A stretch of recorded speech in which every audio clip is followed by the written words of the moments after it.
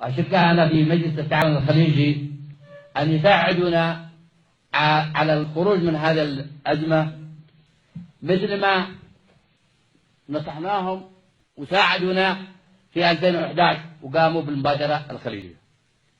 صحيح المبادرة الخليجية نفذ منها أشياء كثيرة، منها التخلي عن السلطة، منها انتخاب رئيس مؤقت توافقي، منها كلها مشيت بشكل جيد.